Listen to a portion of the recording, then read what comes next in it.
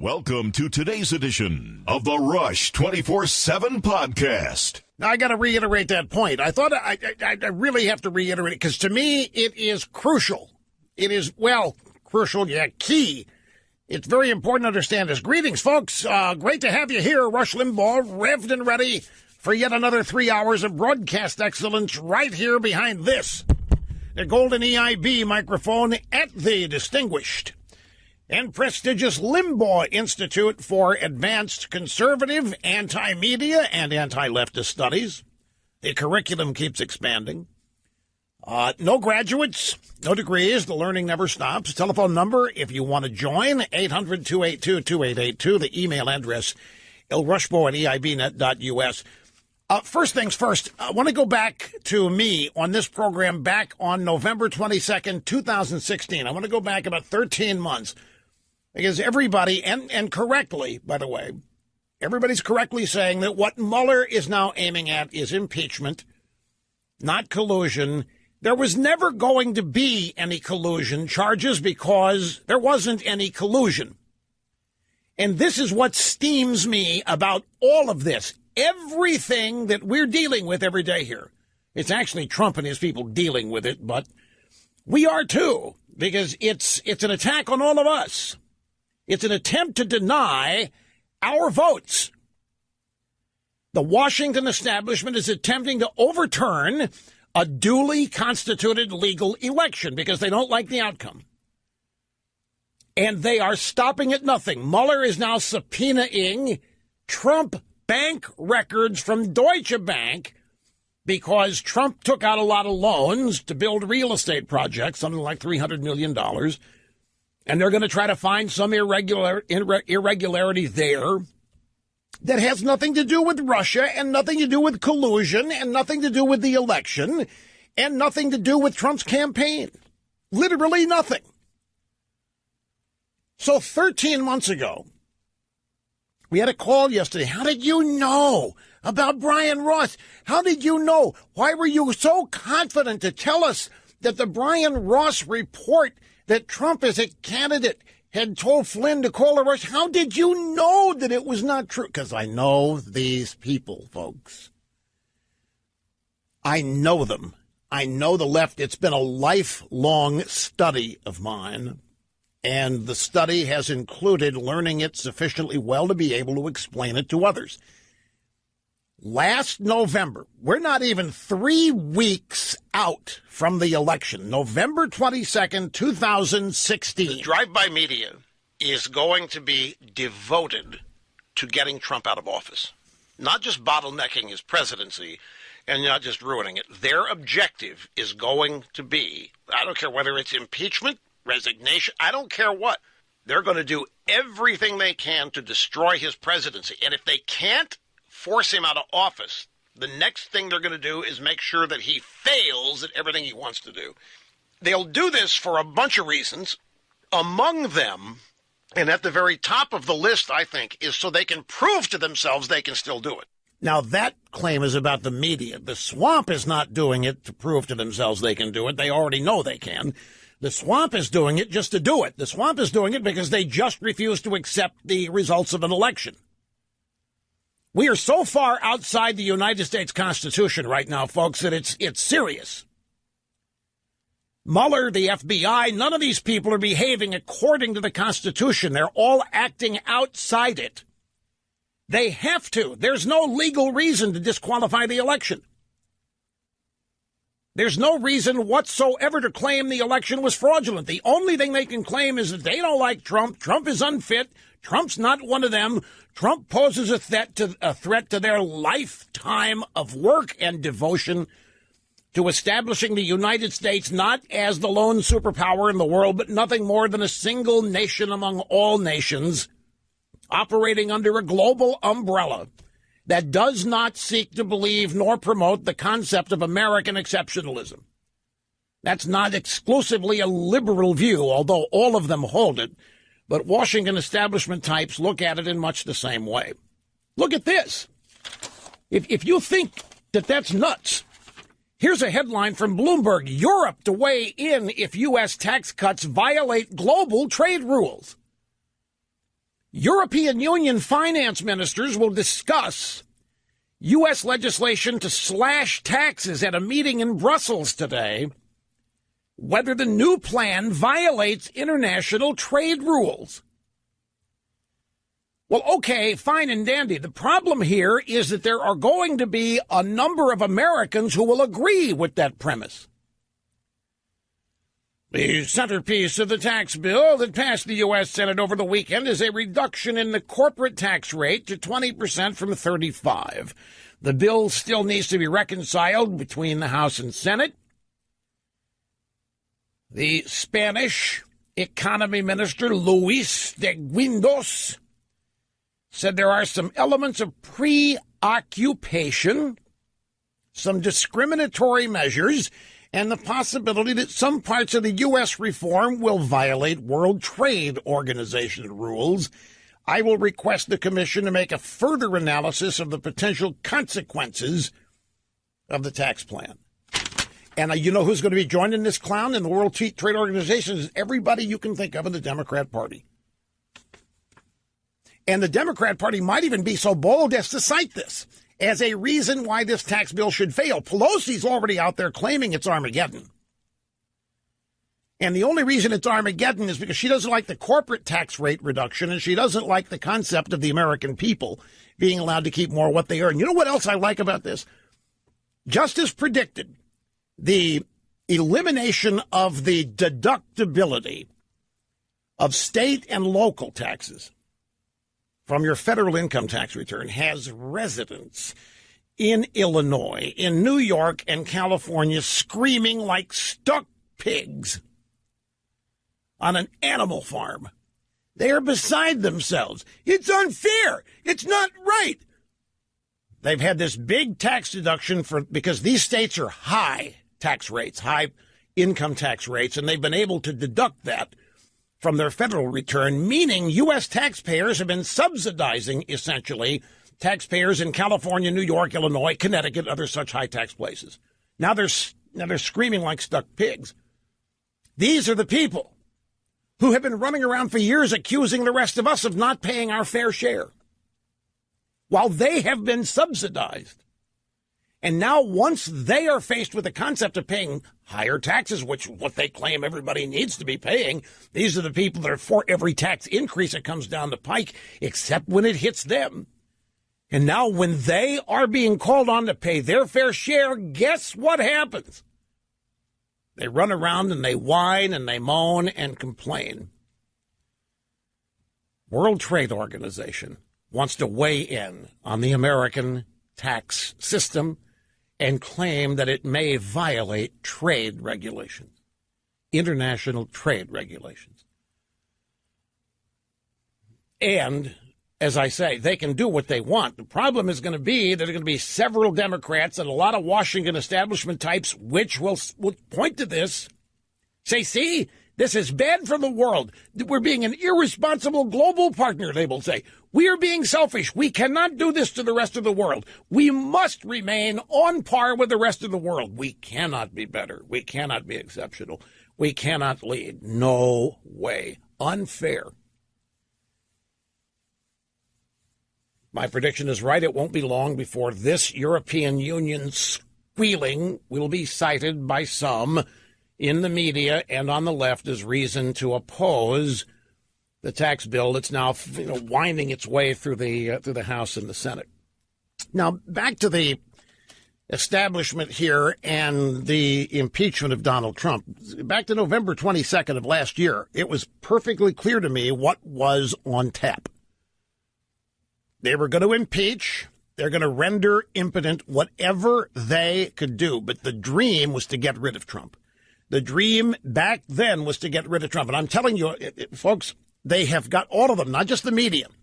Everybody that lives and works and breathes, it's in the establishment, the swamp, gets up every day and hopes and dreams that that day is the day, that the incontrovertible evidence is produced that forces Trump out.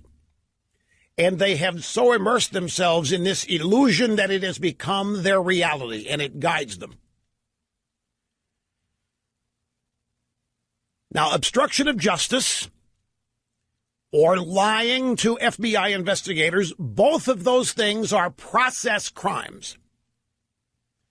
To me, this is one of the most important points of all of this. Both of those that they're now aiming to get Trump on, Flynn with lying to investigators and hoping Flynn can point them at ways to get Trump, and now Trump supposedly obstructing justice. These are both process crimes, meaning they have nothing to do with the stated purpose of this investigation. They are things that are happening because of the investigation. And if there was no investigation, there wouldn't be any of these process crimes. So the investigation gives us all of these so-called crimes. But what is the investigation?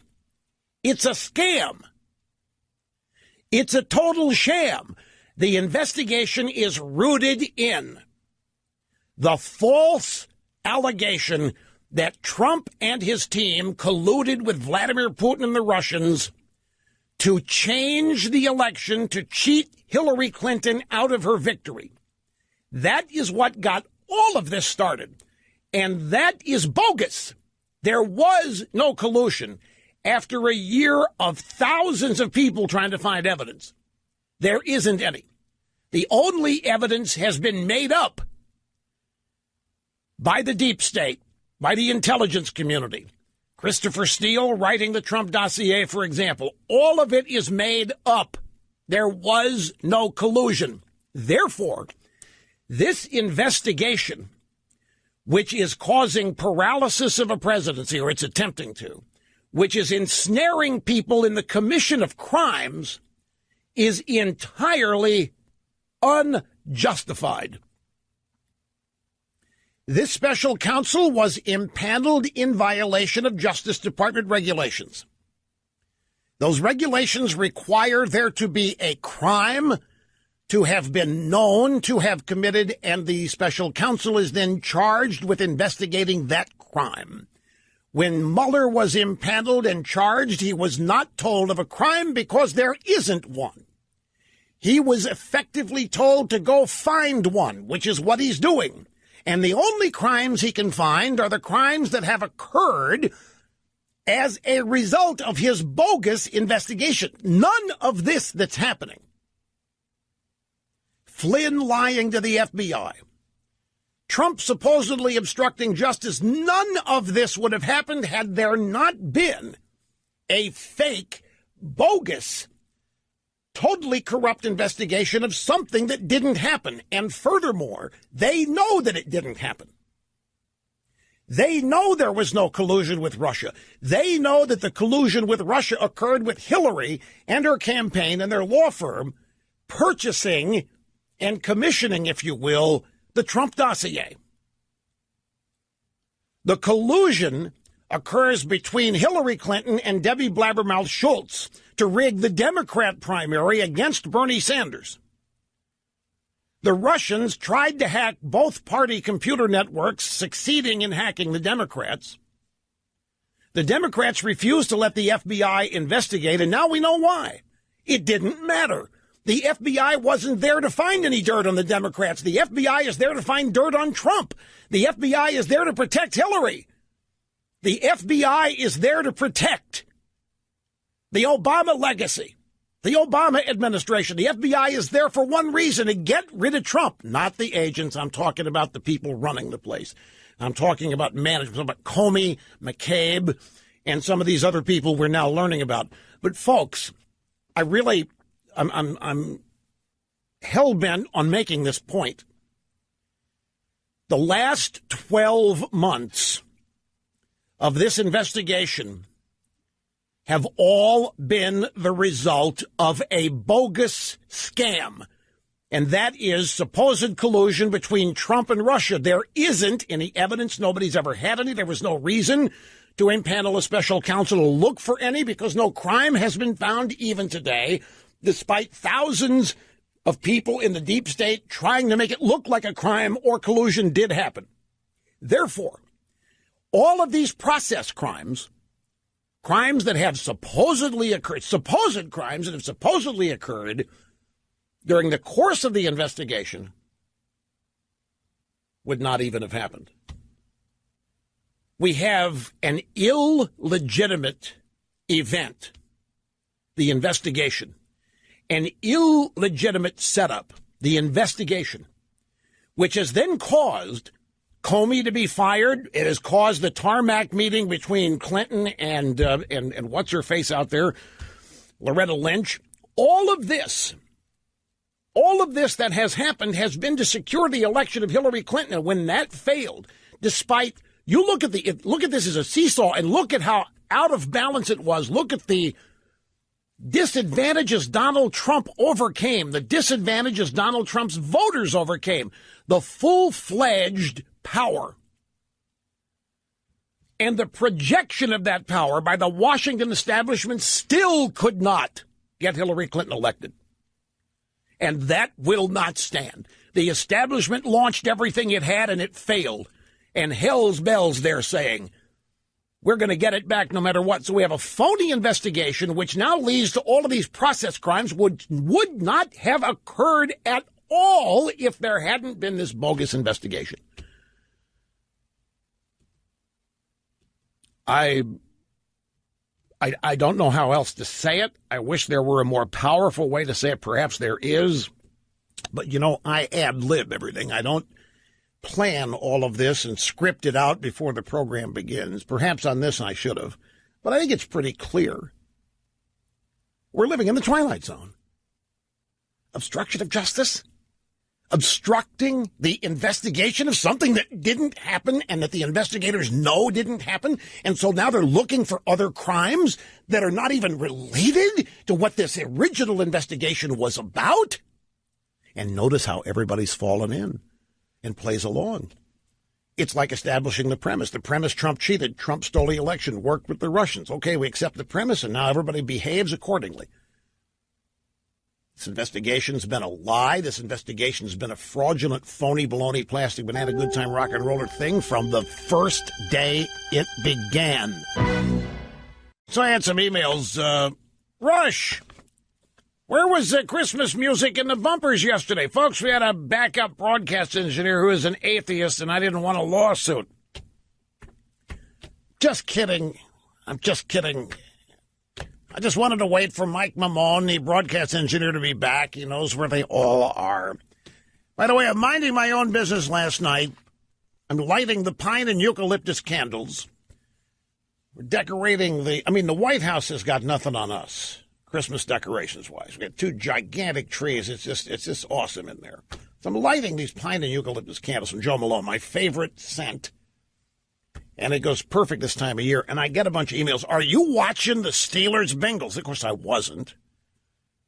So I said, no, you've got to turn this on. You have got to turn. So I said, what is going on? And they said, just turn it on. So I dropped the lighter. I was using to light the pine and eucalyptus candles, and I went in there, and I turned on the game, and it was in the second quarter. And, man, the sports world is in a tizzy over this game last night because it was football the way it used to be played before they found out about CTE and all of that. And the sports writers are just beside themselves. So violent. It can't stand. We've got to stop it. We've got to do something about it. Comments coming up later. And welcome back. Great to have you. Rush Limbaugh with half my brain tied behind my back just to make it fair. Do you remember Scooter Libby? Remember Patrick Fitzgerald? Patrick Fitzgerald, the special counsel who was charged with finding out who had leaked the name Valerie Plame. She was a CIA agent. Not going to get into what kind of agent, whether she was genuinely outed or not. It's not the point. Pat Fitzgerald, special counsel out of Chicago, was charged with discovering who it was that outed her and thereby violated security and put her life at risk along with the CIA. The problem is everybody knew who had leaked her name. His name was Richard Armitage. He worked at the State Department. He was a close confidant of Colin Powell. Richard Armitage leaked her name to the columnist, the late and great columnist Robert Novak, who wrote about Valerie Plame being a CIA agent. But he did not out who leaked her name to him, but it came to be known that it was Armitage. It didn't matter. Pat Fitzgerald proceeded to scorch the earth with multiple interviews of Karl Rove, attempting to entrap him in a process crime. Rove was called in to answer questions. I can't tell you. You couldn't count them on one hand. Scooter Libby, who was in the office of Vice President Cheney, was called in numerous times. And Scooter tripped up. He ended up telling two versions of a story in his multiple interviews. And here we go. Process crime, lying to investigators, lying to the special counsel, lying to the FBI, and Scooter Libby was sent to jail. Even though everybody knew that it was Richard Armitage who had leaked Valerie Plame's name. And despite everybody knowing that it was Richard Armitage, they still went after Scooter because the objective then was to get George W. Bush. They tried to frog march Karl Rove out of the White House in handcuffs and leg irons, and then he went to Scooter Libby. It was the most amazing thing, and people, friends of Scooter's, he had never done a thing. He'd never broken a law. He'd never taken a rubber band and killed an ant with it as a kid. He'd never had magnifying glasses and fried ants as a kid. We all do. He didn't even do that. And they get this poor guy on something that had nothing to do with outing Valerie Plame. He might have spread the name around after it was already known, but he was not the leaker. So Libby got prosecuted for a process crime for lying to the FBI. This was another one of these investigations. It really wasn't necessary because we already knew who the leaker was. It was Armitage over at the State Department, but nobody disliked him. Ranking member of the establishment. Well, that takes us now to Michael Flynn. The thing about Flynn's supposed lies are that he was not lying to cover up a crime because nothing he talked about with Kislyak was illegal. And how do we know this? Because he's not been charged with committing any illegal act. He's been charged with lying to the prosecutors again. He's been charged by telling conflicting stories. Flynn was not lying to cover up a crime. Nothing he talked about with the Russian ambassador was illegal. Flynn, he had to know that his conversations were being taped and transcribed because he would know, as the former head of the DIA, that the Russian ambassador would be subject to ongoing telephone surveillance. His wires were tapped. That's pro forma, and everybody knew it, and it was perfectly fine. It's accepted policy. You wiretap foreign agents when they're in your country. You get a FISA warrant, you do it. And that's how Flynn got entrapped. He's talking to Kislyak, who was the subject of the surveillance.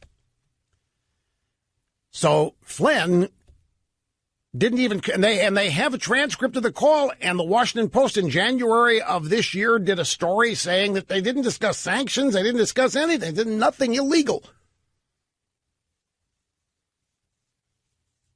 So in any case, the bottom line is that Michael Flynn had no criminal intentions when he was talking to the Russian ambassador, and yet he was prosecuted by the same people who did not prosecute Hillary Clinton because she had no criminal intentions. Hillary literally did break the law. Hillary literally did skirt all kinds of regulations and laws with her private email server.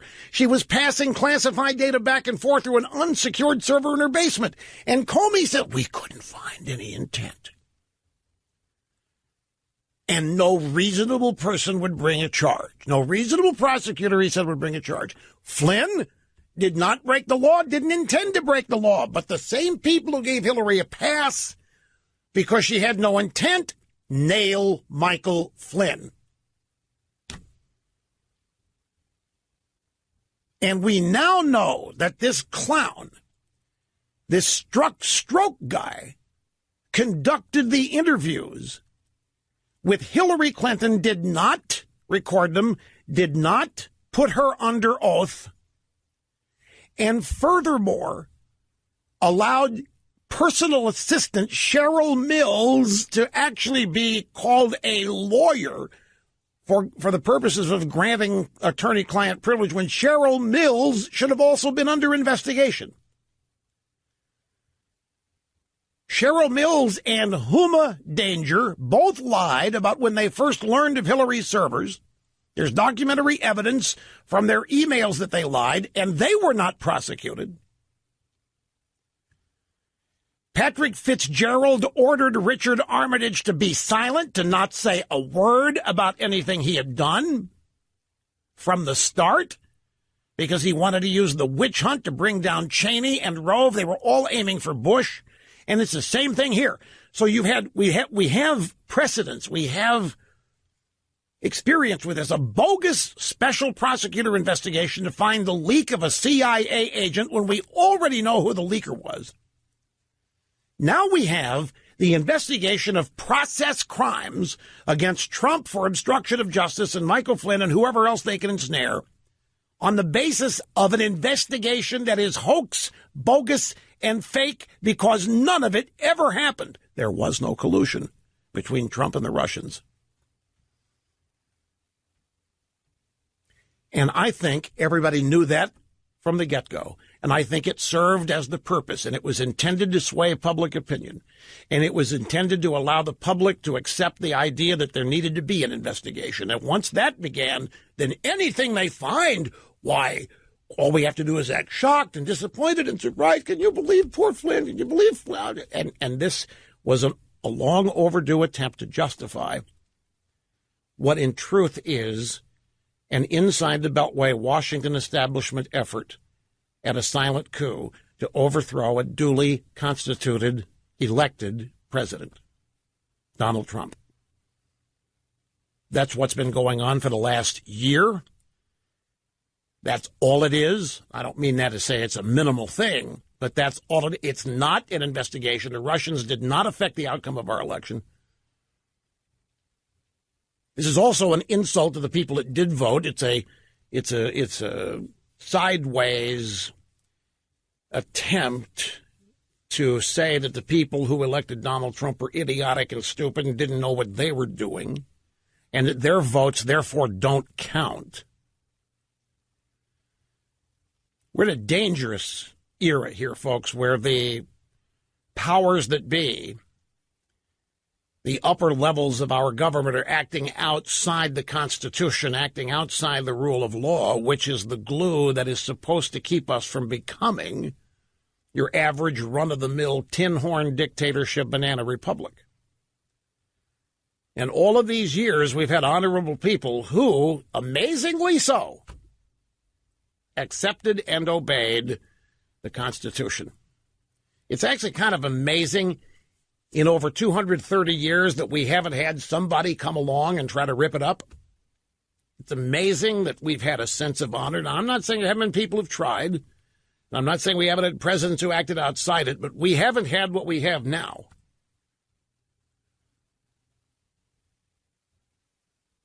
Also got emails last night. You got to turn on Hannity. You got to turn on Hannity. You're coming up on Hannity. I said, what? Yeah, you're coming up on... This was after I'd been told to turn on the football game. So it was about 9:10, 9:12 last night. So I turn on Hannity and they're in a commercial. So I wrote back the person that flashed, well, I missed it. It's in a commercial. No, you're coming up. Oh, okay. So the commercial break ends and the Hannity show resumes and there's no me.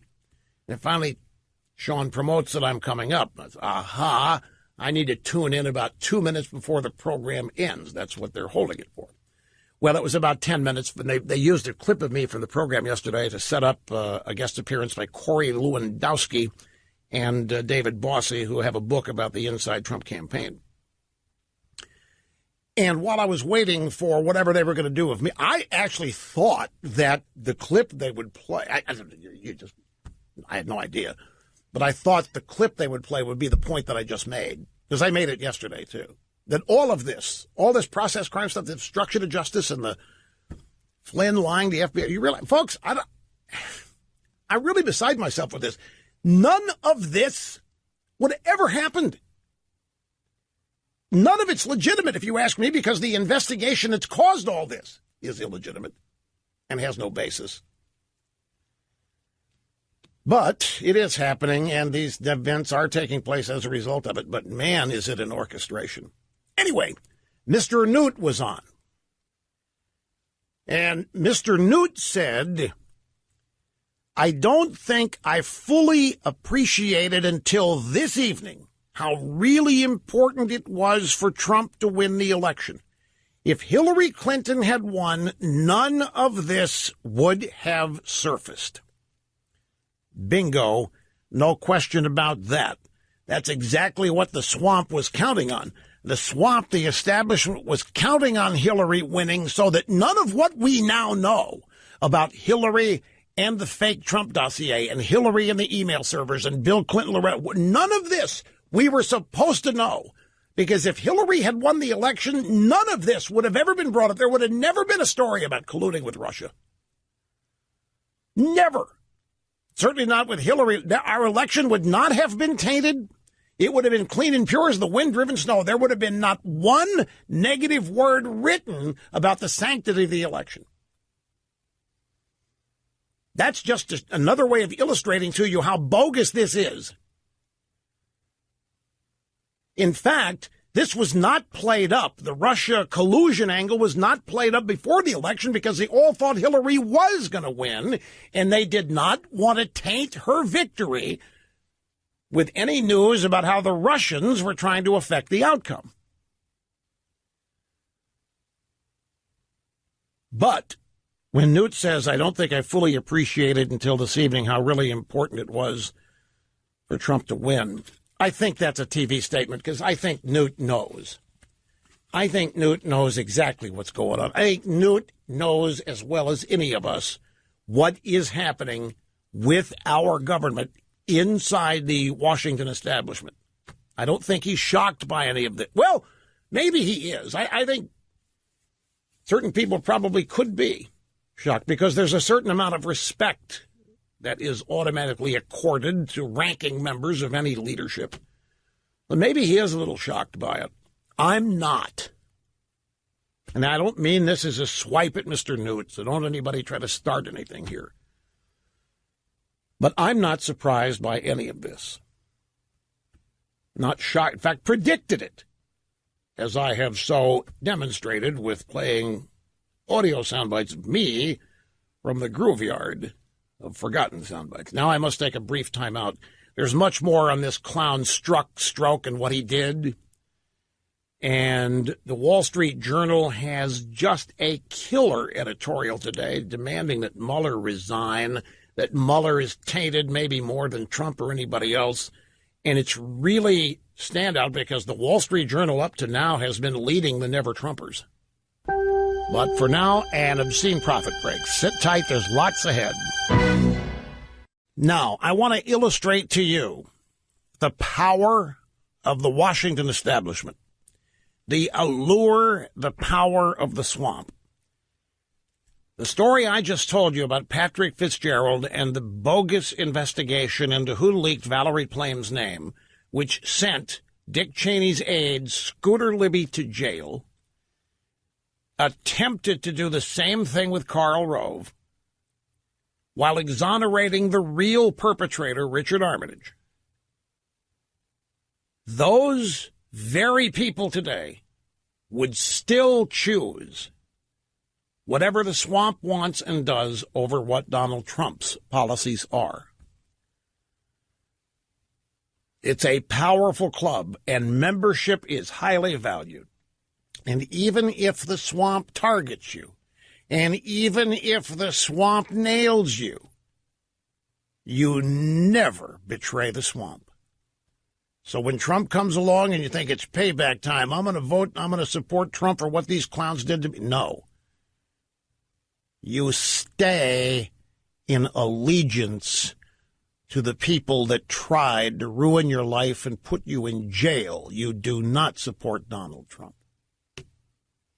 That is a powerful club, folks. And here is Steve in Ipswich, Massachusetts. Great to have you. I'm glad you called, sir. Thanks so much, Rush. Happy holidays. Merry Christmas. Same to you, sir. So my blood pressure has just been going through the roof lately, between all the news of this guy getting thrown off. I just don't see an end game to this. And I'm hoping you have some type of an end game to get these guys out of there, Mueller and his crew, to get me back off the ledge. Now, that's an interesting point. I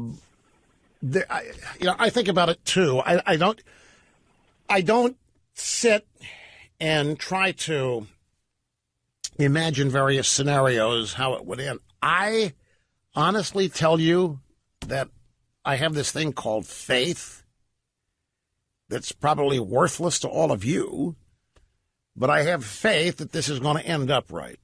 But I don't know how, I don't know what's going to happen before it does, and I'm not deluding myself. I'm not confusing wishful thinking and turning it into what I think is reality.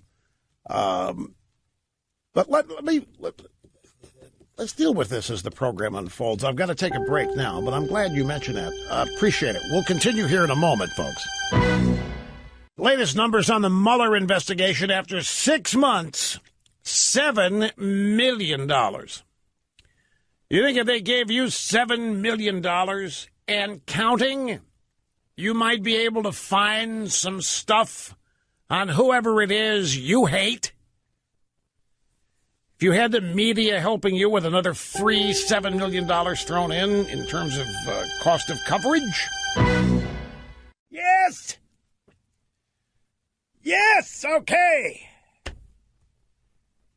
All right, great. No. Software update. I'm exulting over a software update. Nothing. I didn't even know the microphone was on, folks, when I did that. Anyway. It's kind of embarrassing. I didn't know the. Yes, I've been waiting for 2 days, and it finally happened, and it just happened to coincide with the hour beginning. Greetings, welcome back. Great to have you, Rush Limbaugh, the EIB Network, and the Limbaugh Institute for Advanced Conservative Studies. The phone number, if you want to join us, 800-282-2882. The email address, lrushbo@eibnet.us. I'm talking to Andy McCarthy after the program today, interviewing for the upcoming issue of the Limbaugh letter. And I'm going to ask him, I don't mean to sound like I don't think about this. Our last caller says, what's the end game, Rush? I mean, you're telling us how illegitimate the investigation is, and it is, but that's not stopping them. They know it's illegitimate. They know they started an investigation over nothing as a means to create crimes elsewhere. Look, the bottom line is they know, folks, they know they don't have Donald Trump committing any crimes about the election and colluding with Russia. Hillary did all of that. They've known from the get-go that Trump didn't commit any crimes. This is all manufactured. From leaks in the deep state, this is a manufactured thing starting from the Obama administration. This comes from John Brennan, the CIA, and James Clapper, the Director of National Service, and Obama acolytes scattered throughout the deep state. This whole premise that Trump's election is illegitimate springs from the political community organizing strategy and techniques of the Obama administration. They knew that there was no crime that Trump committed. They knew that they needed to start an investigation where they could have crimes committed there, which they're now telling us they've succeeded at. They've got Flynn lying to investigators. Now they're going after Trump for obstructing justice by trying to firing Comey. So how does it end? When they know they're doing something bogus and illegitimate, but they've got an objective. In their world, it's totally legitimate because Trump's an outsider, doesn't deserve to be there. Trump has no business being there. This is the world we're talking about. He's unequipped. He's unqualified. He's an idiot. All of these things. Plus, he's a barbarian. We don't want people like this in our club, and we're not going to put up with it. And we don't care about the Constitution. We're going to do whatever we have to get rid of him. How do we stop that?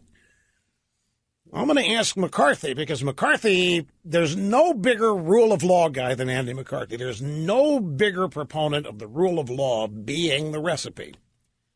But when you have people that are behaving by design outside the rule of law, they won't admit they're doing that, by the way. And their supporters don't even think of this as being outside. Their supporters think this is the Constitution being upheld, because their supporters, these dumb coughs, really think there was collusion. So how is a special counsel investigation stopped? Particularly if it's illegitimate and if there is no underlying crime.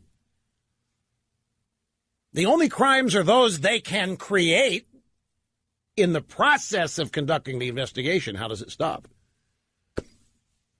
How do you beat it back? You know what I still rely on? And I know you're going to sneer at this, but I'm going to say it anyway. I still believe in the power of the American people. And I'll tell you why.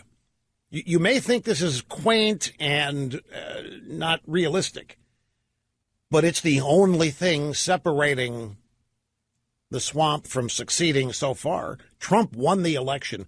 You look at the forces that were arrayed, and you look at the power projected against Trump all during the campaign and since he was elected. Now, they have put roadblocks up, and they have succeeded in stalling and thwarting elements of the agenda, but Trump gets up every day and tries to march forward on it all, and he still has his voters behind him. The swamp wants to make their takeover of the government look like it's legitimate and constitutional. So they're going through the motions here of trying to find supposed justifiable reasons to impeach Trump. What is to stop them from just marching a couple people up to the White House and effectively pointing a political gun at Trump's head and saying, you either leave, you resign today, or else.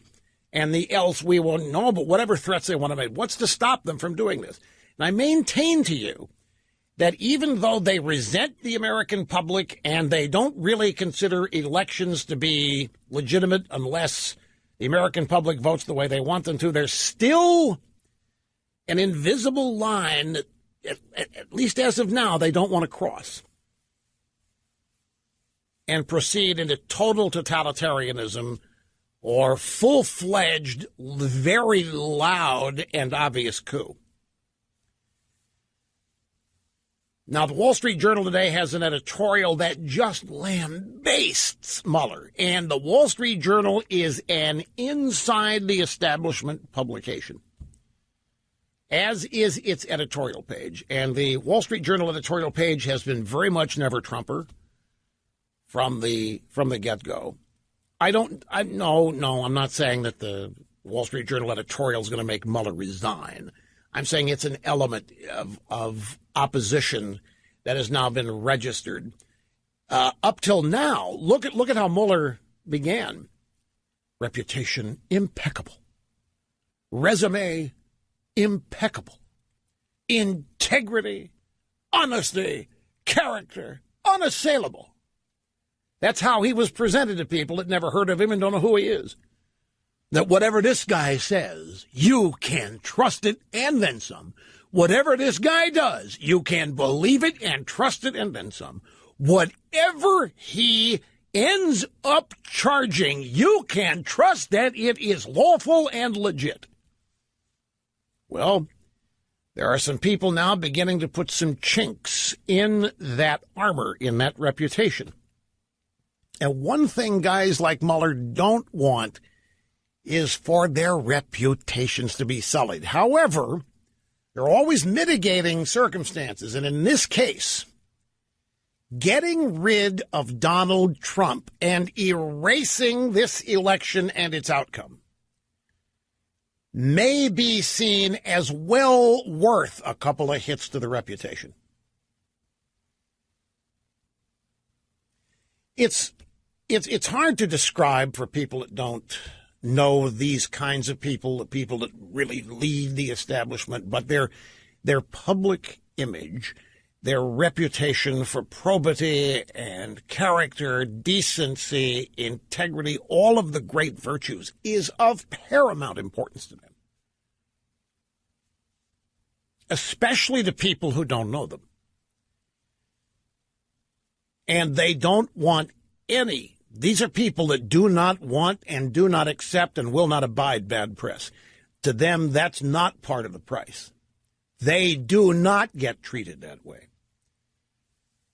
There are not very many of these guys. I mean, this is not the entire establishment. I know, I've had emails. How do you know all of this? And if you don't know it, how do you say it with so much confidence? Folks, I do know it.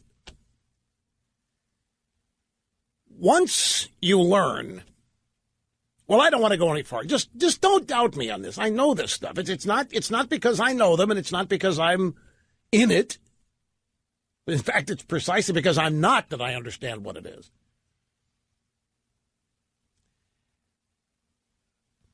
But I do know that much of what's happened is it's unbelievable to them. They cannot believe that this guy won. They can't believe that they were not able to stop him. They can't believe he's still there. They can't believe they haven't taken him out yet. They can't believe he's still smiling. They can't believe they haven't gotten rid of Tillerson yet. They can't believe any of this. They can't believe he's not in jail. They have been, in terms of their ultimate objectives, they have not succeeded yet. But they don't care about that. They're playing the long game here. I think they can be beaten back. I think they can be exposed. I think there's quite a lot the American people can learn that would really present these people in a bad light. And they already are. Why do you think Trump won? Trump won because people are already fed up with the world of politicians and the way that world operates. That's why Trump won, not taking anything away from him personally, his charisma, his campaign, his issues. The fact that Trump won tells me that these people can be defeated. And if they've been defeated once, which they were in the election, it can happen again. I'm a natural optimist in most things. In certain things, I'm a dyed-in-the-wool pessimist, but I don't tell you what those are. But on balance, I'm an optimist on things like this. And we will see. I'll see what Andy says. I'm mentioning this now so that Andy can start thinking about it. This kind of question, when you get it, what's the end game? How do we get there? You do need to think about that. Because right now what we're doing is reacting to each and every day's revelations, events, occurrences, supposed factual events. Like we're reacting to the plea deal of Flynn. Now we're reacting. Have you heard what Manafort did? Manafort supposedly violated a plea deal. He's supposedly ordered by the judge not to make any public statements about the case. So he arranged for an op-ed to be ghostwritten, making his case, but not under his name. And the prosecutors found out about it. And now they're ready to put an ankle bracelet on him and keep him in his basement with nothing but bread and water for food twice a day. They're livid. And Manafort has been charged with things that happened in 2016, have literally nothing to do with the so-called crime they're investigating, collusion with the Russians to steal an election. So clearly they want Manafort. They want to put so much pressure on Manafort that he will, if he lied and told them that Trump did this and that, they'll accept it.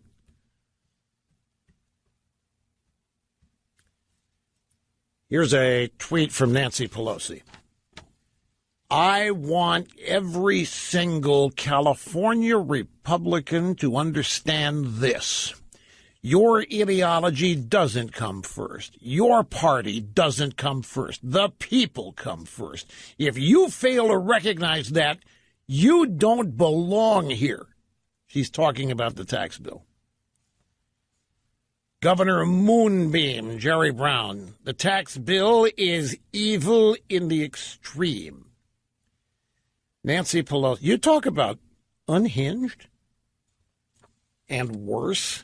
Yeah, I've got this Conyers stuff, but we knew we knew Conyers was toast. Now we got news that Conyers was feeling up a woman's thigh sitting in church. I mean, he's toast. He's resigning. We know Conyers wanted to name his son, but now somebody else got in the mix. And, no, I want the gig. And Conyers is trying to dictate who the replacement's going to be, but he says he's retiring today. It's not going to be any different after Conyers goes. Just, the seat's going to be held by the same type of thinking. You may not have a guy putting his hand up the skirts of women in church. I have to wait and see on that. But other than that, there's going to be a whole lot of difference. Whoever takes Conyers, it's another Democrat bites the sexual harassment dust. And there's a couple more here that we have to tell you about that you haven't heard. The Democrats are dropping like flies on this stuff. Let's see. Yeah, I got to get a stroke too. I've got to update you on that. Couple of headlines here on the Roy Moore election. Try this in the Associated Press. Just the headline here. Trump heartily endorses Moore as GOP comes to grips with it. Trump heartily endorses Moore as GOP comes to grips with him. Meaning everybody knows the guy's a reprobate. The GOP has finally had to accept it, and they support him anyway. As election nears, GOP braces for more victory. So according to this headline, this is thehill.com. According to Republicans, are sweating it out. They're bracing for the worst thing that could possibly happen. Moore could win. Did you hear about poor John McCain? I don't know why, because I don't care enough to dig into why. All I know is that McCain, what? He he wanted to get to 3 million followers on Twitter or Facebook. I don't know why. Is that a crime? Not knowing why? They're telling me, be careful what you say. I don't know why he wants it. It's not the point. The point is, when he requested it, most of the people following him dropped. They stopped following him. He apparently made a plea, wanted to get to 3 million, I don't know whether Twitter or Facebook followers, and what happened was the followers he did have unfollowed him. Now, have I created a headline here with it? All right. You didn't know about that? You didn't know about this. See, I passed on information. What else we have here? That's it. It's break time, and I got to get to the phones. People have been patiently waiting, so we'll do that. I got to go update my software in the break. Yes. I'm back after this. And McCain sent out a tweet. We're only 74 Twitter followers away from 3 million. Spread the word and help us reach this big milestone. And now they're unfollowing him. But is anybody 3 million followers? 2.98 million followers? How? As far as I'll go. They're worried about me creating headlines in there. Does that not concern? Does that not? Never mind. You get. I know it's legitimate. I know it's legitimate. That's the point. How in the hell? Stop it, Rush. Stop it.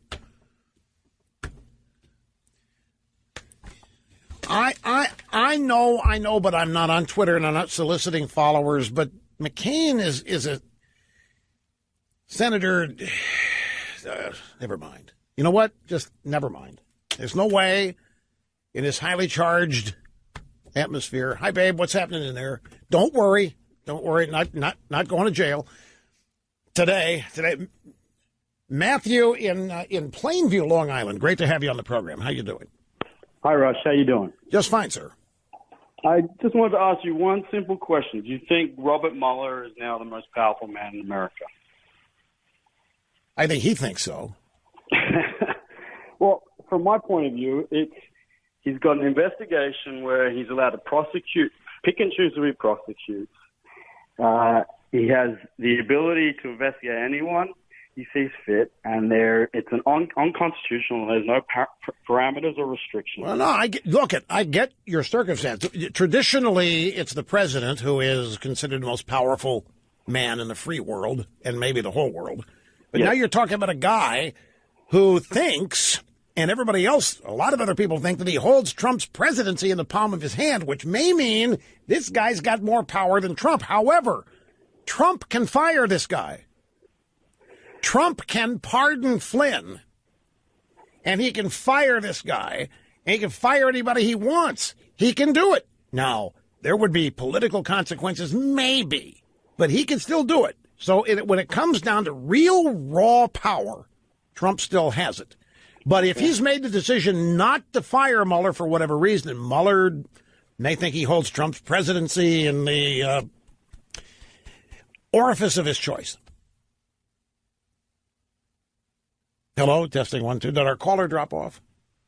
Hello? Yes, you're there. What's your reaction to what I just said? That's why you're here. I agree with you, but he's one objective, which is set by the Democrats, the deep state, the swamp, is to, at a bare minimum, get Trump impeached, or if the real objective, they want to see him carried out in cuffs. Oh, I think if they could do that, if they could send him to jail, put him in a dock, yeah, none of that would surprise me. And we are back, residing where we always reside, on the cutting edge of societal evolution. It's the Limbaugh Institute, where we meet and surpass all audience expectations every day. So I checked the email during the break. Rush, I don't get what is Pelosi talking about here? That tweet that you read, every single Republican understand this, your ideology doesn't come first, your party doesn't. What she's upset about, folks, is the tax reform proposal that eliminates the deductibility of state and local taxes. I've mentioned this 2 or 3 times, but to these people, to the Democrats in California and New York, Illinois, Connecticut, wherever you have exorbitantly high state personal income tax rates, the Republican tax reform proposal that eliminates the deductibility has these Democrats unhinged. It is the reason why. It is the one thing in the tax bill that's going to cause people of means to flee these states. I played golf Saturday with a guy who's got 2 homes in New York, and he's a New York lifer, and his business is in New York, and he heard about this, and he actually said to me, I'm thinking of moving. I said, please don't come here. He said, why? I said, because all you're going to do is bring your liberalism here and pollute where we already live. I was half joking. But I mean, people who pay exorbitant state taxes but are allowed to deduct those taxes from their federal taxes, it has allowed these states, California, New York, Illinois, Connecticut, to really overcharge people. On the highest marginal rates, they've been able to soak people at 9, 10% or more. But they've been able to deduct those taxes from their federal returns, which means that they're not really paying all that money to the state. They are, but it's coming back to them in the form of adjustments on the federal return. When they can no longer deduct these taxes that they pay, it's going to result in a severe amount of money, a severe loss. Some of these people, it's going to mean a $2 million a year additional tax bill. Others, $500,000. But I'm talking about the people at the top of the income scale. Without the deductibility of state and local taxes, they're going to be paying taxes they haven't paid before, while everybody else is getting a tax cut That's why Pelosi and Jerry Brown, these people are unhinged over this, because it's also going to serve to expose how exorbitantly high the taxes in California are. You know, I've mentioned I have a lot of friends in California. I go out there frequently, and when I do, I try to play golf. And every time they say to me, "Why don't you come here? You got so many friends here. You love coming out here every time. You're letting the tax code stand in your way of enjoying life." And I say, you know what? You may have a point, but I am. I do not want to happen in California what happened to me in New York. I do not want exorbitant taxes. And the minute I move out here, I'm forever a California resident. Even if I move, they're going to be chasing me for the rest of my life. But beyond that, it's a matter of principle. I said, how do you guys put up with it? How do you guys pay? You guys are paying almost 60%. I ask them, how in the world does that not bother you? Well, the answer is they're not paying 60% because they get to deduct whatever their state taxes are off their federal return. Now they're not going to be able to. And you know what's going to happen? There are going to be people that leave. This is significant at the upper tier of earners here. There are some people, look, I'm not making the number up. It doesn't apply to a lot of people, but there are some people that are going to be paying $2 million more in state income taxes because of this. Others are going to be 50,000, 100,000 more, 500. It doesn't matter. It's enough that many of them are going to be so unaccustomed to paying taxes this high that some of them are going to leave. And this is what some of these governors and state officials know. And where are they going to go? They're going to go to states that have no income tax. And what states are those? Texas, Kentucky, Florida, of course. I don't know what other states have no. It could end up Virginia-izing everything. Virginia used to be, not that long ago, a reliable Republican state. But now, look, when Washington became such an attractive place to move to and work, and all these people that work for and around the federal government there, and they're all leftists, and look what they've done to the state of Virginia. And the same thing's happening in North Carolina as a bunch of people from the Northeast flee whatever they're fleeing. Now they're going to be fleeing higher taxes for real, and they locate in warmer weather places that have no state income tax. They love that, but then they bring their liberalism with them. So there are possible demographic shifts in all this, but the Democrats that run the states losing this tax, they're not worried about any of that. The only thing that concerns them here is the loss of revenue that they're going to get in their states. The deductibility of state and local taxes has allowed these high-tax states to get away with that because people at the high end have been able to deduct a decent enough percentage of it so that the impact has not been as severe as it's going to be now. Back to the phones. Beaverton, Oregon. Steve, glad you waited. Welcome to our program, sir. Hi. How you doing, Rush? Fine and dandy, sir. Thank you. First-time caller, many-time dialer, and this is the best Christmas gift ever. Thank you so much. Thank you. I appreciate that. This isn't the reason I called, but I'm from Oregon, and we have a very high state tax, and I'm not exactly happy about that either. And if you want to talk about that after my question, we can do that. But the main question I have for you is, you keep talking, during your monologue, you were talking about lying to the FBI. And I'm not a lawyer, and I don't play one on the radio, but I don't understand how lying to the FBI is a crime. People lie all the time. Well, because it's been entered in the statute as a crime. It's an actual United States Code violation to lie to federal prosecutors, federal investigators. That would be the FBI. But are they under oath at the time? Doesn't matter. But, you know, it really doesn't matter. Talk to Mark. You know, here's the thing. You know, if you want the crazy, Flynn did not have to talk to. You don't have to talk to them. You don't. No. You don't at all. And the other thing is, there was a Supreme Court ruling that stated that the police can lie to you. Right. That's true. I see it on TV all the time. It's got to go both ways. No. So Now, you may think that justice is balanced toward the accused. It isn't. It's made to look like it is. But when the feds are involved, there's no way you can balance. You don't have the money they have. You don't have the people that they have. Yeah. So a lot of people just give up and they just acquiesce and do what they want to do. Michael Flynn's friends said that at the top of the list of reasons why he did this, he can't afford. He would go broke continuing the fight. It's tearing his family apart. And then when they zeroed in on his son, and wanted to nail his son for the same crime, Flynn's, okay, that's it. I'm not letting my son take a hit for this stuff. Copped a plea.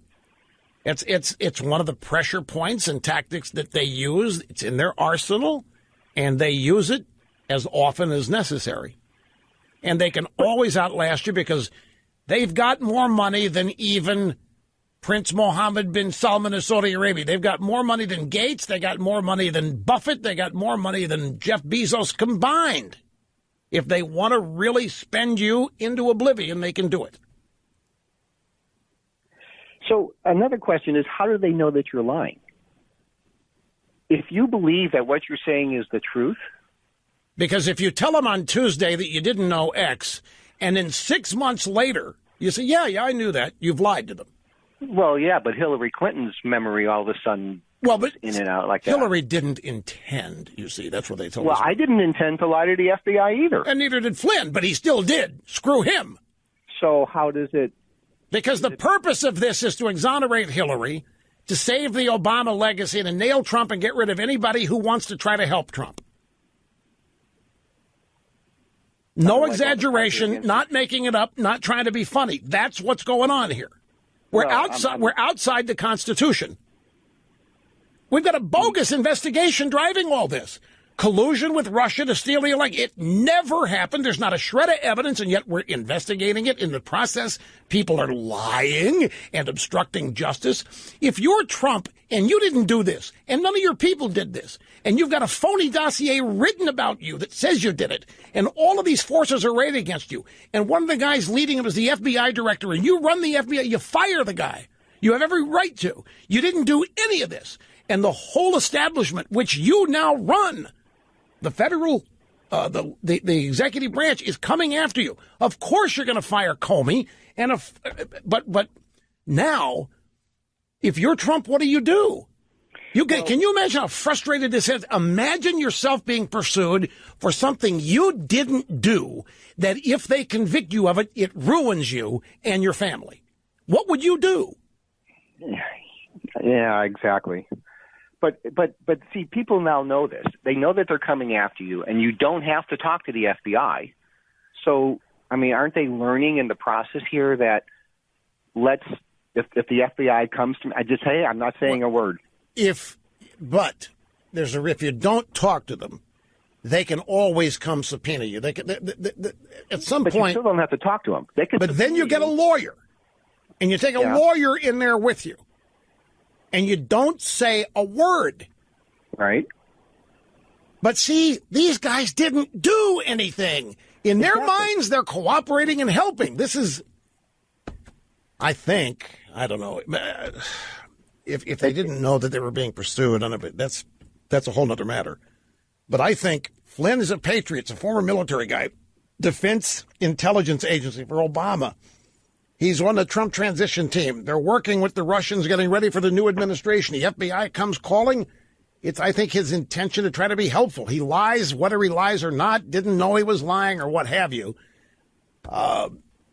He blundered. He did lie to Mike Pence about all this, too. I'm trying to exonerate Flynn here, but the point is, they've got Hillary Clinton on 10 times all this. Exactly. For which she has been exonerated in public. Now, there's no question about what's going on here. Yeah, I know. I'd still like to see Hillary in jail. But lock her up. Lock her up. Well, I'm not trying to throw gasoline on anything here, but where is, where are the people who would normally be standing up and helping Trump fight all this? Where are they? Devin Nunes is about to blow a gasket over the FBI, Congressional, the Senate, or the House Intelligence Committee has regularly asked for this stroke guy to show up and testify about what the hell he did and what his text messages were to his mistress about how they both hated Trump. And the FBI says, screw you. We don't have to answer to you. You're a low congressman. Who do you think you are? We're not talking to you. We're not sitting up. And they didn't. He's about ready to blow his gasket. The swamp is not cooperating. They're simply telling these chump change congressmen to go suck it. They're way, way outside. You know, if Nixon had been doing any of this, it'd be a whole different story. It's uncharted territory because normally these procedures are followed and met because the Constitution is the rule of law. It's the glue that holds things together. When you've got the FBI playing a one-way game here and the Congressional Committee, which has oversight over the executive branch and has to look at these irregularities and subpoenas or asks for testimony from FBI agents, and the FBI says, screw you, we're not showing up. We're not telling you anything. Then what do? All it takes is a couple people who decide the Constitution doesn't matter. Well, now, the stated reason that Mueller is going after Deutsche Bank, Trump's Deutsche Bank records, get this. I mean, this is on the surface. What the hell does this have to do with Russian collusion? Well, somebody put a rumor out some time ago that Trump's financial dealings with Deutsche Bank had connections to Russia. And those connections to Russia via Deutsche Bank might show that Trump colluded with Putin to steal the election from Hillary. And so Mueller is going to go subpoena and did subpoena, and the Deutsche Bank people are cooperating because they're scared to death, too. They don't need this.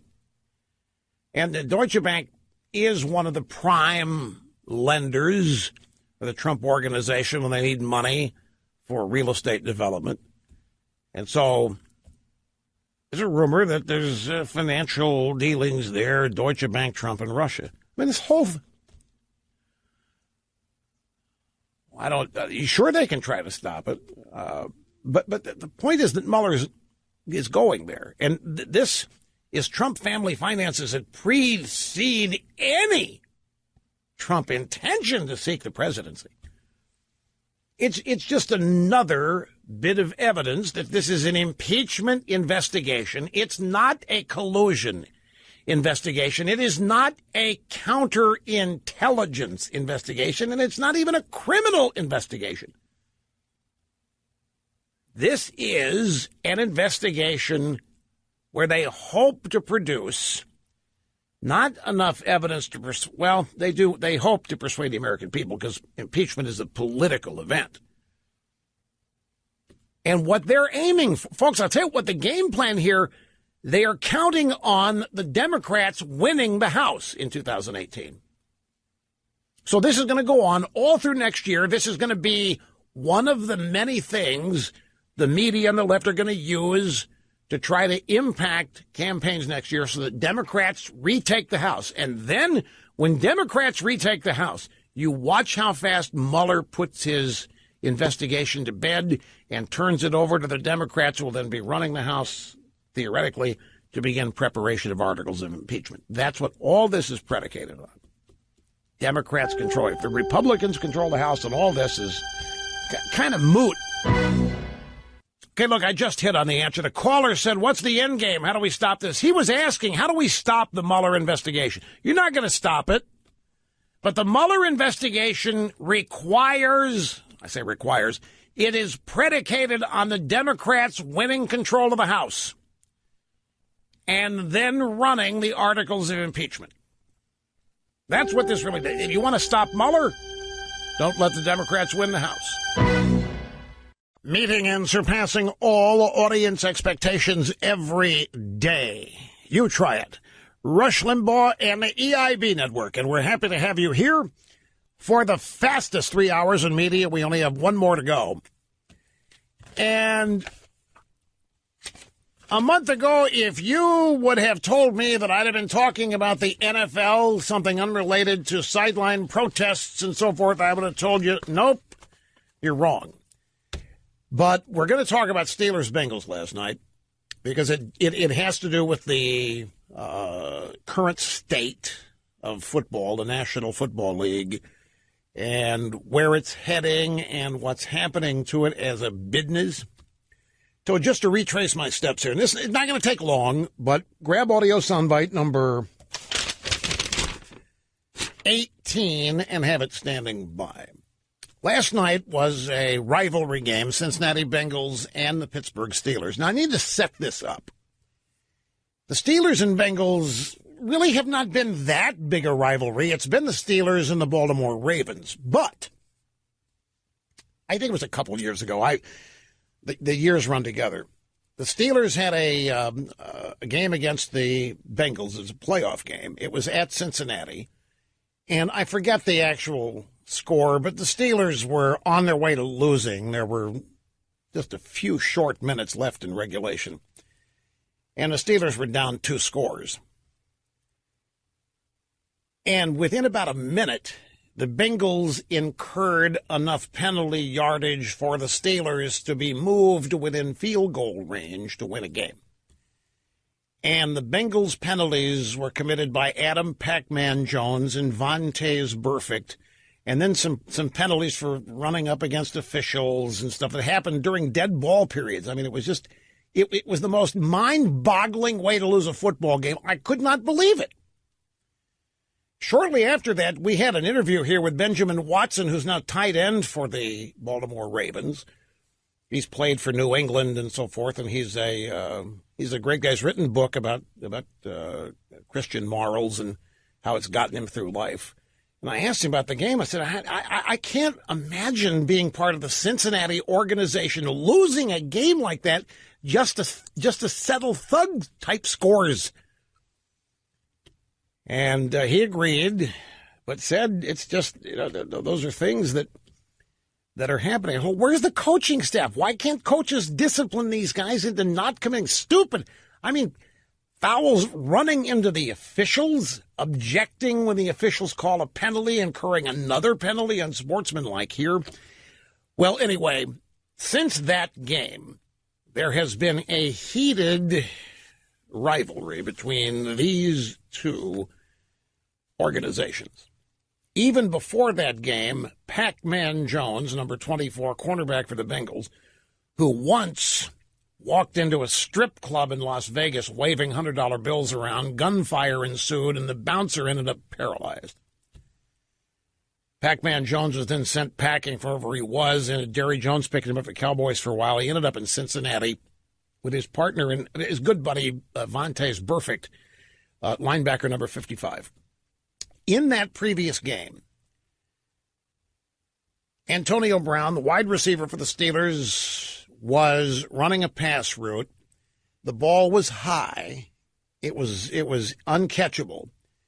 Vontaze Burfict lowered a shoulder into Antonio Brown's helmet, and he was out on the field and injured with a concussion and unable to play the next week in a playoff game against Denver. So there's been bad blood between these two teams for a while. Last night's game is being described as brutal, unnecessary, scary, exactly what the NFL doesn't need right now. The first thing that happened that has people upset, Ryan Shazier, number 50, middle linebacker for the Steelers, was attempting a tackle. Jammed his head into the side of one of the Cincinnati players. You could see it in slow-mo. The neck literally compressed. He hit the deck, immediately grabbed for the center of his back, lower center, and rolled over and was not moving anything below his waist. immediately you could tell that there was some degree, it looked like that there was some degree of paralysis. The place got stone quiet. The Steelers staff went out there, immediately got the stretcher, the body board, put him on it, put him on a cart, rolled him out of there. And the Steelers did not offer any updates on his condition throughout the game. They didn't offer any updates till about 1:38 this morning. So everybody was left to speculate and wonder. Shazier was unable to move his left arm very much. He looked in total, complete distress. There was nothing illegal about the hit. He just lowered his head too much when trying to make a tackle. But there was nothing dirty about it. It was just rough. It was just an example of what can happen on the field. And that's the first thing that got people upset. The game then kind of got stale. You could tell that event slowed things down and tamped down some of the momentum and energy. And the Steelers looked like they were sleepwalking. Ended up 17-0 down at halftime. In the second half, there was a play. Roethlisberger rolled left and completed almost a check down pass to number 26, Le'Veon Bell. And out of nowhere, the youngest player in the league, number 19, Juju Smith-Schuster for the Steelers, just comes in and levels Vontaze Burfict. It was the kind of hit that Hines Ward would stand up and applaud. It was a blindside hit, but it caught Burfict in the helmet, in the jaw and the helmet. And Burfict was immediately concussed and out of it. Juju Smith-Schuster, number 19, rookie UCLA, stood over Vontaze Burfict and was accused in a penalty flag thrown for taunting, celebrating the injury of the opponent. The sports writer community had a cow. This is horrible. It was a hit to the head, and now he's standing over and he thought it's horrible. It's horrible. It shouldn't have. It's horrible. It's bad. Number 84, wide receiver Antonio Brown, who had been leveled by the same kind of hit by Vontaze Burfict a few years ago, said, "It's karma." Burfict was taken off the field on a stretcher, on a cart, with a concussion. But the story is Burfict got off the stretcher once they got to the tunnel and tried to get back out on the field to settle a score, but they restrained him and he couldn't, and he was ruled out for the game. Later, Antonio Brown, number 84, wide receiver for the Steelers, touchdown catch in the end zone, and is leveled by another shot to the head by a Cincinnati defender, and it looked just as vicious as anything Shazier had experienced, just as vicious as what number 19, Juju Smith-Schuster, had dished out to number 55, Vontaze Burfict. Brown laid in the end zone with his arms raised, did not drop the ball, held onto the ball. It was a touchdown catch, and it proved to be the game-tying catch. And the flags through, and it was in unsportsmanlike, intentional, unnecessary roughness, whatever it was. Another penalty. And so those three events, and there were some other things that happened that were chippy during the game. There's some hits that weren't called. But there were three direct shots to the head by the other player's helmet. Helmet-to-helmet hits, which are illegal now outside the line of scrimmage in the NFL. And they asked Ben Roethlisberger, number 7, quarterback for the Steelers after the game, hey, it's just AFC North football. ESPN sports writers, I guess they have some left after all the layoffs. It's just not right to say it's AFC North football. This must not continue. This must stop. This is horrible. There's no need for this. This is going backwards. This is not what the league needs. And the general consensus seems to be that this game last night was horrible. It was absolutely ugly. It was unacceptable. It was not what the league needs. It should be the exact opposite of what the league allows. That game last night, think of me what you will, that game last night is how football used to be played. There were hits like that in pretty much every game. Now, there were not injuries like that, but it was frequent. I mean, it was a different game. They've now legislated by rule helmet-to-helmet contact out. They've fined players. They suspend them. The league is doing everything it can to stop this kind of stuff. And it's now said that the players are going to have to be the ultimate policemen. The players are going to have to realize that they have to protect each other, that they are a fraternity, and that this kind of thing can't go on. Go ahead and have tough tackles and all that, but stop the helmet-to-helmet stuff. The brain injuries, we know too much about them now. They're too long-lasting. They have really demonstrable adverse effects. But this was a game between two teams that really, really don't like each other and have a building animosity for each other. And the sports writer community, John Gruden, who was doing the color analysis for ESPN last night, said it's the worst thing he's ever seen. This is horrible. This shouldn't have happened. Juju Smith-Schuster, number 19, wide receiver Steelers, should have been thrown out of the game for the hit on Vontaze Burfict. Others said, hey, Burfict just got exactly what he dishes out every Sunday. And they're not far wrong in that. I mean, Burfict's the kind of guy, when he's on your team, you love the guy. You support. When he's not on your team, you want him to send jail. Tough competitor. But at home, he's supposedly soft-spoken, gentle family man, father of 3 girls. After one of these games, number 24, cornerback for the Bengals, Adam Jones, submitted a video on Facebook where he accuses Steelers of being all gangsters.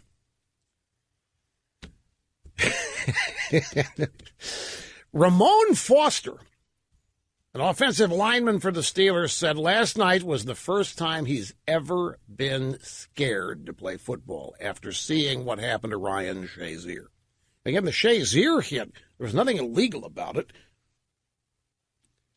He just dove straight into the Bengals place, trying to tackle right into his side, and you could see in slow motion his neck just compress.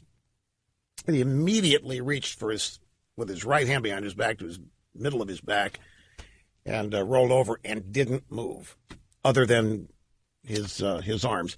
So we have just one little soundbite on this. It's from Good Morning America today. Correspondent T.J. Holmes is talking to Robin Roberts and Michael Strahan, who played for the Giants, about the hit that number 19 wide receiver Juju Smith-Schuster put on Vontaze Burfict. We got a scary reminder of just what you guys, really put on the line every single play. It can be a life-changing event every play. That hit on Vontaze Burfict, look at it again, folks. That is what they're trying to get out of football. And then another hit, and Antonio Brown on a touchdown that he caught in the end zone. You see his head snap back. This is the only game last night. This is a showcase game for the NFL, and this is what the country got to see. A great game, but it's overshadowed now by the brutality. When you do see guys who take shots at other guys, that's so unnecessary. We now know have long-term effects. And this is where guys need to realize this is not about right now. This is about your future. I've been out there and you've seen a guy's leg snap, and you can hear it. And you're out there on the field and you're looking at the guy you have to play against. You're both looking at each other like, we really have to do this. But then it's business as usual. And they asked Charles Woodson, who's on the ESPN team, in the postgame, said, Charles, when stuff like this happens, it's happened when you've been playing. How do you go on? And Charles Woodson said, you realize it's your job. We're professionals, and you got to go on. And it's true. I still don't have a firm update on Shazier. The last I heard was that he was going to be let out of the hospital today in Cincinnati and go back to Pittsburgh, and did not need surgery. But this happened. The Steelers were playing in Tennessee against the Titans way back before the Roethlisberger era, and Tommy Maddox, the quarterback, fell straight down on his head. Head hit the ground, he's upside down, and you could see that the neck compressed there, and his legs went immediately limp. and he was paralyzed below his waist for about 12 hours. And the Steelers didn't, but he only missed a week. He was out 1 week and came back and played. So some of the sports were, Shazier could be back after a week. They're thinking that Juju Smith-Schuster, number 19 for the Steelers, is going to be suspended because they suspended Gronkowski from the Patriots for a hit that he made against the Buffalo Bills player after the whistle. This at least happened during play. So, and next week the Steelers have the Ravens, and they hate them even more than the Bengals, and vice versa. Now, you heard this guy say, T.J. Holmes, this is the showcase game. This is not what the league wanted. Folks, I'm not so sure. I think this game last night has more people talking about what happened on a field in an NFL game for the first time this season. For the first time, more people are talking about a game rather than kneeling, sideline protests, social causes, and whatever else. So we shall see. Back in a second. Sports writers are all saying, why would they keep helmet to helmeting each other? Why keep hitting each other in the head once they saw what happened to Shazier? Doesn't work that way. Adrenaline, competition, heated rivalry, trying to separate receivers from the ball, or paying back number 55, Vontaze Burfict, for what he did to Antonio Brown 2 years ago. Anyway, I've had a couple emails about this. I have a ban on any audio from MSNBC. I'm not going to break the ban, but I've had enough people email me. Rush, have you heard that they're saying all over MSNBC today that Mika Brzezinski is saying that they're all going to go to jail for the rest of their lives, Trump and his team? Yes, I saw it. The details of this story, let's see what, as the noose of Robert Mueller's probe into the Trump team's contacts with Russia is tightening. There is no tightening with Trump's team's contacts with Russia because there weren't any. Well, there was no collusion in the election.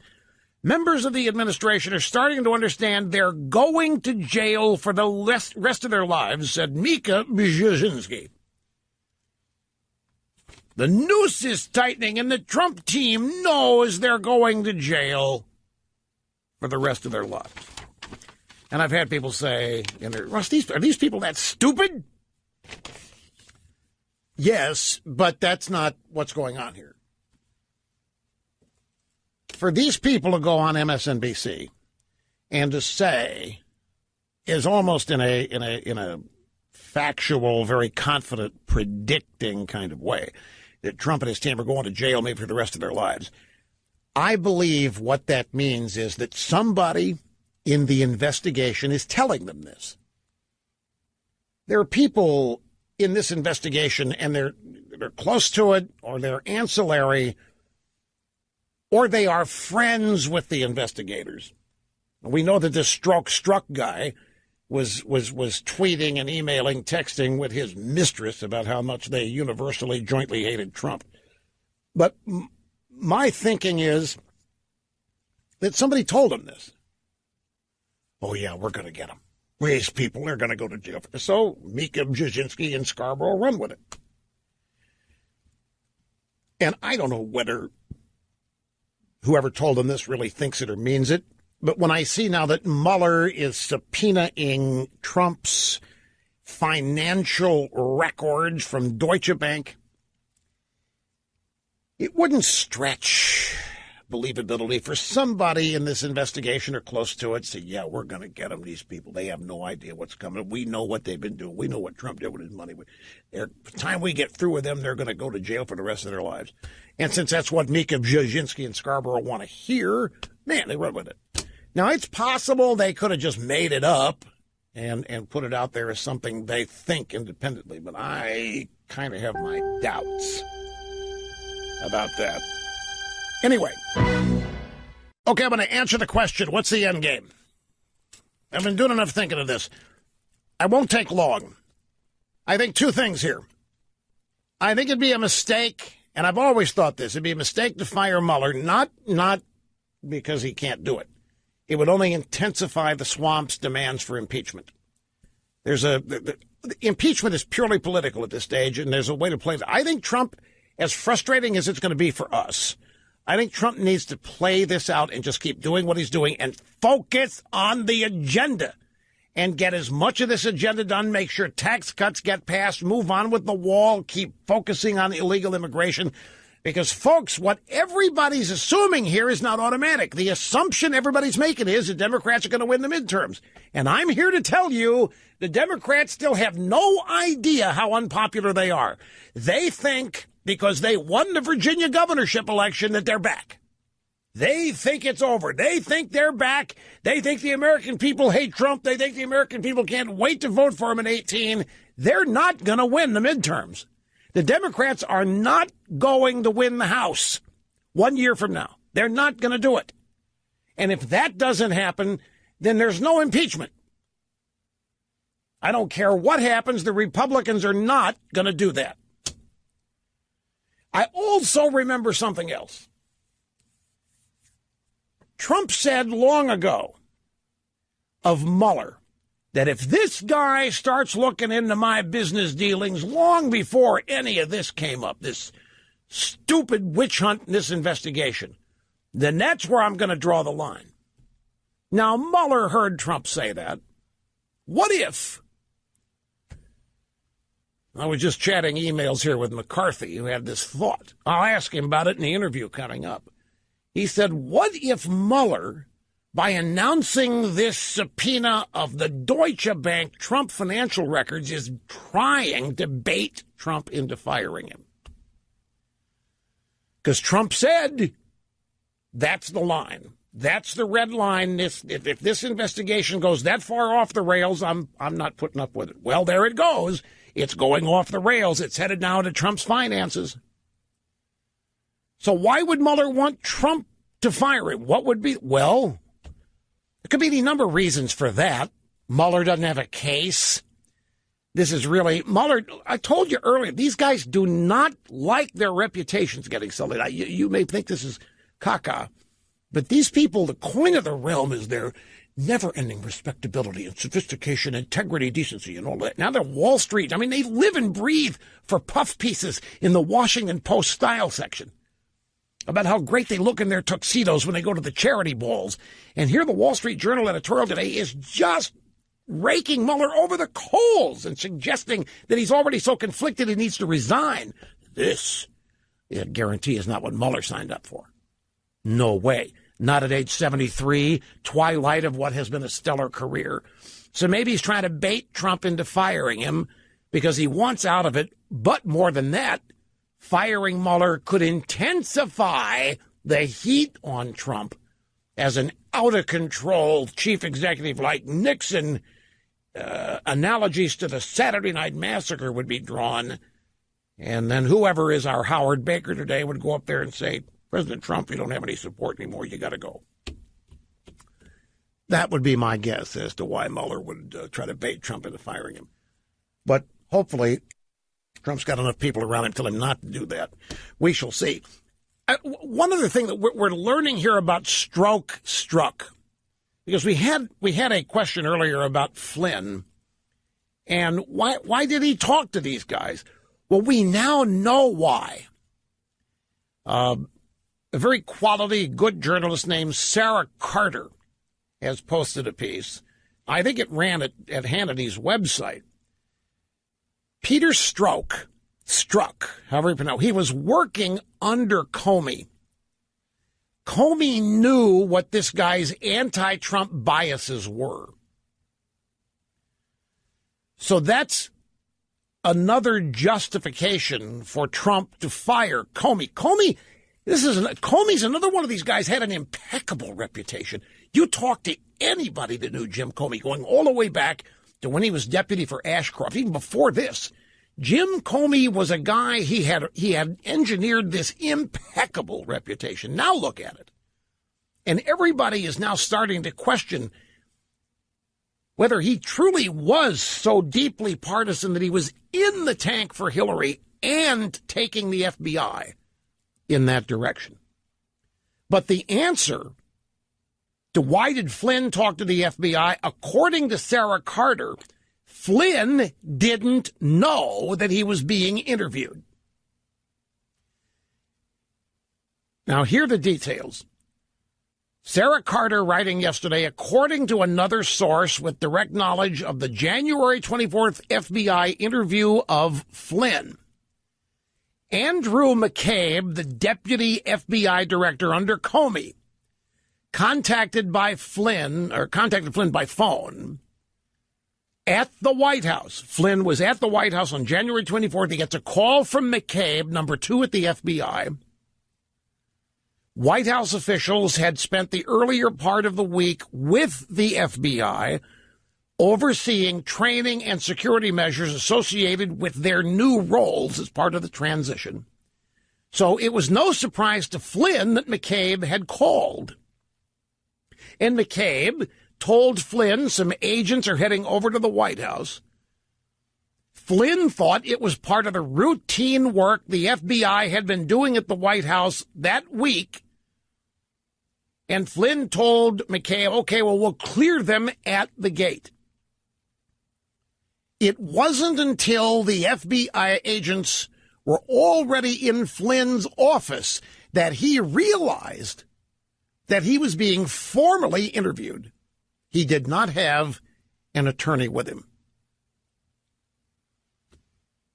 That's Sarah Carter's story on how the Flynn, in other words, there was deception.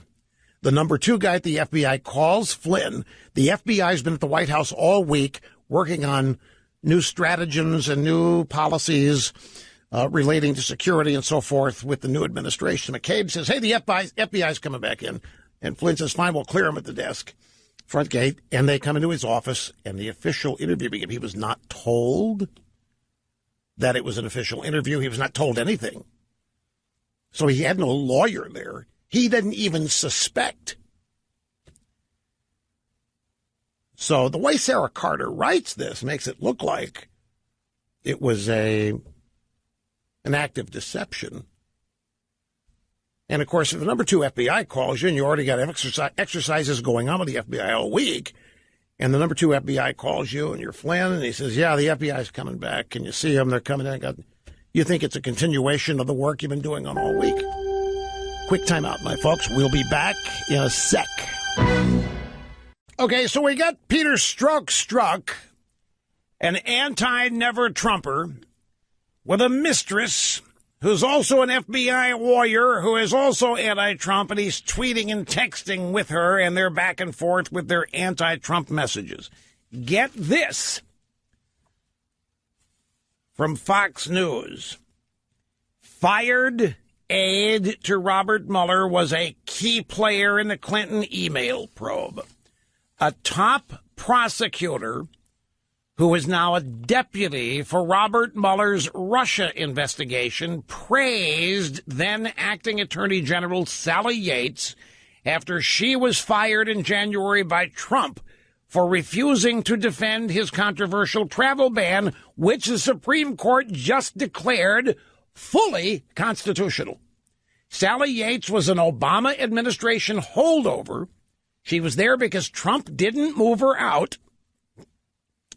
She was a pro-Obama, anti-Trumper. She refused to implement and support Trump's travel ban. An email obtained by Judicial Watch through a federal lawsuit shows that on the night of January 30th, Andrew Weissman, one of the key aides to Robert Mueller, wrote to Sally Yates under the subject line, "I am so proud." His message, and in awe. Thank you so much. All my deepest respects. So yet another Mueller investigator has been revealed to have sending emails in the middle of an investigation back and forth with Obama holdover, praising her for sabotaging Trump's travel ban.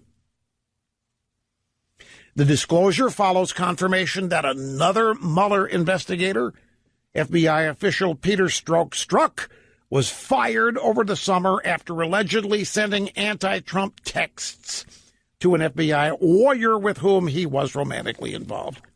This guy's name is Weissman. Name is Andrew Weissman. And we've known, I mean, he's Mueller's top guy, and he despises Trump. Weissman is the guy who designed the pre-dawn SWAT team raid of Manafort's house. This investigation is tainted. It is populated with biased, unfair, anti-Trumper Clintonites and Obamaites. Now, this is at Fox News. Don't expect ABC, CBS, NBC, CNN to be reporting this. You will not hear about it, unless it is to praise these people. Wouldn't doubt that at all. Number 19, wide receiver, the Pittsburgh Steelers, Juju Smith-Schuster has been suspended for 1 game. So has George Iloka. He put the helmet-to-helmet hit on number 84, Antonio Brown, in the game-tying touchdown in the end zone. It was an attempt to separate Brown from the ball. Ball was held onto by Brown. He gets a game suspension, and let's see, don't know about fines yet, but those are the suspensions. Probably just the tip of the iceberg for that game. Anyway, folks, I hope you have a great rest of the day and evening, and we will be right back here same time tomorrow, 21 hours from now, as revved and ready as we were today.